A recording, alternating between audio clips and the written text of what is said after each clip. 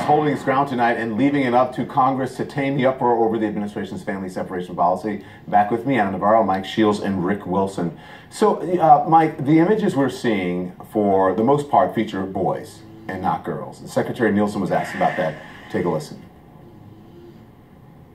Why is the government only releasing images of the boys who are being held? Where are the girls? Where are the young toddlers? I don't know. I'm not familiar with those particular images, so I have to. Do you know where the girls are? Do you know where the young toddlers are? We have children in DHS care both, but as you know, most of the children after 72 hours are transferred to HHS. So I don't know what pictures you're referencing, but I'd have to refer you to HHS. Anything other than they're just the pictures. Your department, I mean, they've been aired all over national television throughout the day. The kids who are being held in the cages. We've only seen the boys. I will look into that. I'm not aware that there's another picture. I mean, they scrambled her to be there. Shouldn't she know this? I almost said a bad word. Shouldn't she know this stuff? If they're going to put her there in front of the podium and she is the secretary. I mean, Mike, why were we seeing disproportionate number of boys at these centers? Is it strategically being released? These images, are they being released strategically and just showing boys because they want to, are afraid that these guys are going to grow up and they're going to be the MS-13 gang members, and because they're not showing little girls, and there have to be little girls there. Yeah, I mean, I don't know the answer to that, and the media is certainly covering it and telling everyone that there are children and girls there. My guess is there will be images of girls and other children, regardless of what is put out. I can't speak to why they did that. But look, I mean, you're going to have two forces kind of running into each other here, right? You have one force, which is, under President Obama, this is a vexing issue, has been said, and he had the same problem. He tried to create family detention centers, and there was an outcry under his administration. He said, you know what, let's stop doing this, let's just let them in, because that's the only other alternative. It wasn't the same, under the same circumstances. It was only when the parent was in question. That's right. It wasn't done. It wasn't done in this way, as vastly as this way. No, but that's not my point. I'm not comparing that specific. I'm not comparing that specific thing. What I'm saying politically. If I give you, let me just give you, if they are equal, they are not. Two wrongs don't make a right. And Obama is not the president anymore. That's not what I'm saying. Okay. That's not the point. What I'm saying is there's two things going to run into each other.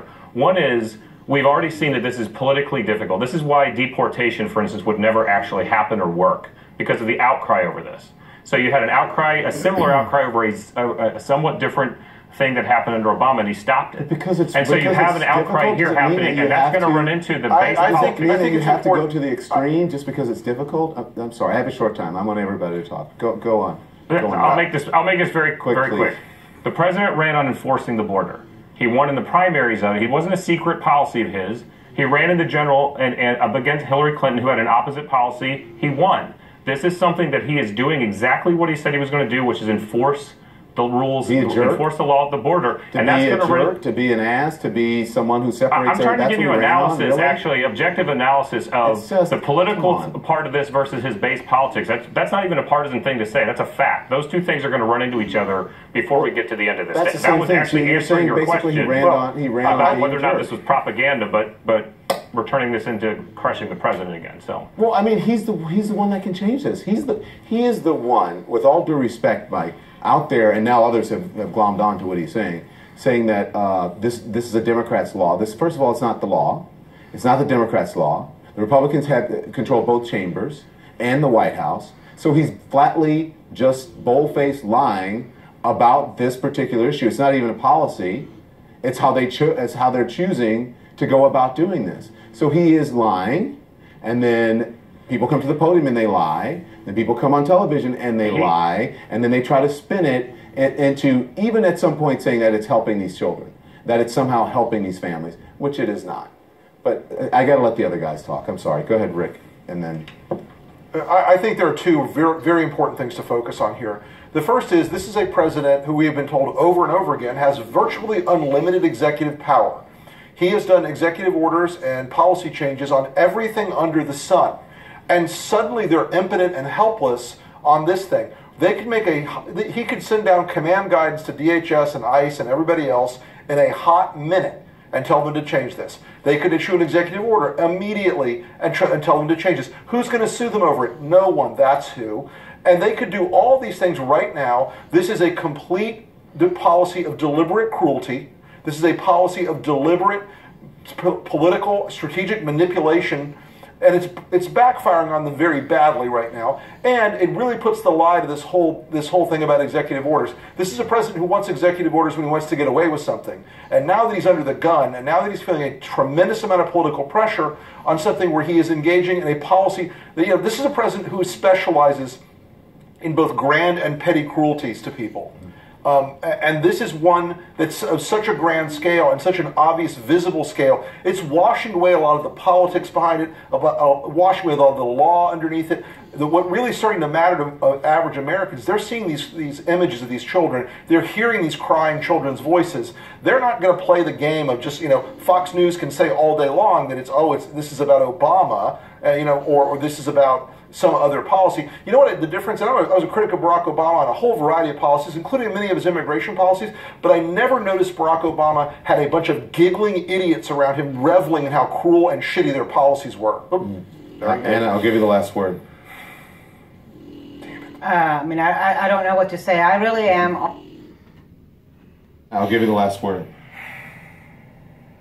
I don't know what to say. I really am almost speechless at the cynicism, the callousness, the sheer lies coming out of this White House on this.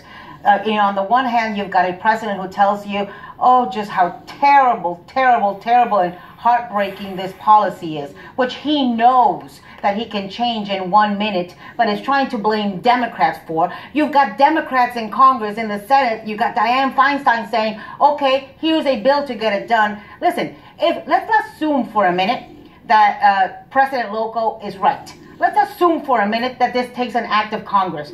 Well, Republicans are in charge of the House, Republicans are in charge of the Senate, and Republicans are in charge of the White House. All it would take is Donald Trump calling Paul Ryan and Mitch McConnell and saying, hey, I want this turned into law. And it would be turned into law. It could happen right now if he did it. He could do it it's a one-paragraph through executive action, and he could do it through legislation if he wanted to. The bottom line is he wants to continue this horrible, horrible cruelty. Yeah, I'm like a minute over, Mike, and I know that you're frustrated because I heard you say "damn it" when I say the last word. But if you can give me something in 10 seconds, I'll give you the last word.